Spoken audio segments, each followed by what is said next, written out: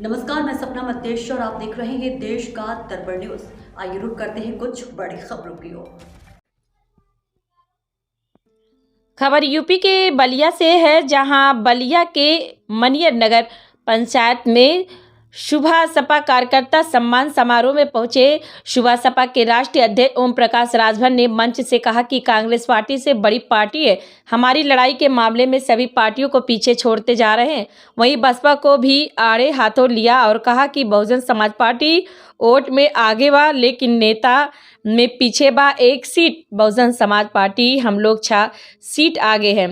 प्रदेश में उपचुनाव होते हैं, वह सत्ता पक्ष के खाते में गया है और बड़ी चर्चा में है। मैनपुरी उपचुनाव पर जब नेता बसपा सपा गठबंधन से चुनाव लड़े थे तब वह 95,000 से जीते थे।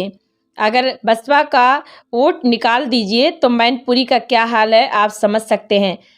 हम पिछले रिकॉर्ड के आधार पर लड़ाई नहीं है, खाली चिल्ला रहे हैं। 4 बार की सरकार में समाजवादी पार्टी में तानाशाही किया, जमीन कब्जा किया, थाने से अपराधियों को छुड़ाकर लेकर चले गए। जिनके साथ अन्याय अत्याचार हुआ है वह लोग समाजवादी पार्टी को वोट देने को तैयार नहीं है। वहीं शिवपाल सिंह यादव पर कहा कि चाचा कब अलग रहे हैं, विधानसभा के चुनाव के साथ रहे हैं, लोकसभा के चुनाव में भी साथ रहे हैं। पार्टी अगर हम बलिया में है, हम चाहे सहारनपुर हो चाहे बांका, आप बतावा कांग्रेस पार्टी से हम लोगों का पार्टी बड़ी हो कि ना बड़ी हो? जोर से बोला। कांग्रेस पार्टी का 2 एमएलए और भारतीय समाज पार्टी का 6 एमएलए। और चर्चा के मामले में, लड़ाई के मामले में भी हम लोग सभी पार्टियों को पीछे छोड़ते जा रहे हैं। बहुजन समाज पार्टी वोट में आगे बा लेकिन रिजल्ट में पीछे बा। एक सीट बहुजन समाज पार्टी, हम लोग 6 सीट, दुइया लोग बचल बा। भाजपा और सपा यही दोनों जने के पीछे में हिले के बा। हम देखते हैं ना, एक जने के तो पटके थे, चाहे जे पटका तब तो ठीक रही। और करे बाद जब आपने सामने लड़ाई आई तो हम बताई।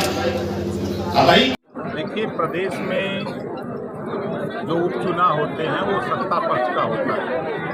अगर आप देखिए आजमगढ़, आप देखिए आगरा, रामपुर, आप देखिए गोला, अपने यूपी में जो चुनाव हुए वो सत्ता पक्ष के खाते में गया है।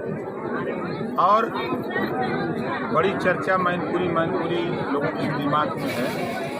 देखिए, जब माननीय नेताजी बसपा सपा गठबंधन में चुनाव लड़े तब वो 95,000 थे। अगर बसपा का वोट खाली निकाल दीजिए तो मैनपुरी में क्या हाल है सपा का।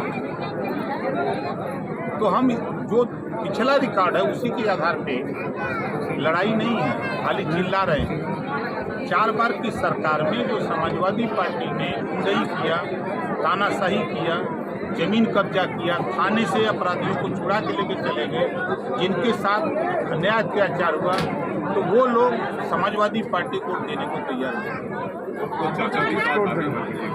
तो चाचा कब अलग रहे हैं आप बता दीजिए। विधानसभा चुनाव में साथ रहे हैं, लोकसभा में साथ रहे हैं, गेहूं में साथ रह के कई वोट दिला देंगे चाचा जी। आप भी तो साथ में रहे हैं, दिखा दिया था क्या? अम्बेडकर नगर खाता नहीं खुलने दिया, आजमगढ़ खाता नहीं खुलने दिया, गाजीपुर खाता नहीं खुलने दिया, बलिया में हमारे मित्र लड़ रहे थे, छोड़ दिया, नहीं तो दाव तो लगा ही दिया था। रामपुर में आपके द्वारा प्रत्याशी घोषित किया गया है जयवीर सिंह, तो क्या मैनपुरी में आपके द्वारा प्रत्याशी का भी कोई ऐलान नहीं? देखिए, मैनपुरी में हमने हमारा पर्चा खारिज हो गया है। हम लोगों ने यहाँ से पर्चा भर करके कंप्लीट करके दे दिया।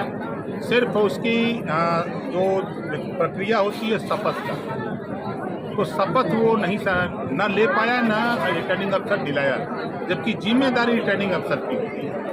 तो रिटर्निंग अफसर की चाहे चालबाजी हो, चाहे प्रत्याशी की चालबाजी, जिसको कह लीजिए, तो और सब चीज़ ओके है। सिर्फ शपथ पत्र के न लेने की वजह से पर्चा हमारा मैनपुरी का खारिज हो गया, नहीं तो हम तो 6 परीक्षा तो पास करें। ऐसे में मैनपुरी में किसको कौन जीतेगा? फिर मैं कह रहा हूँ कि अगर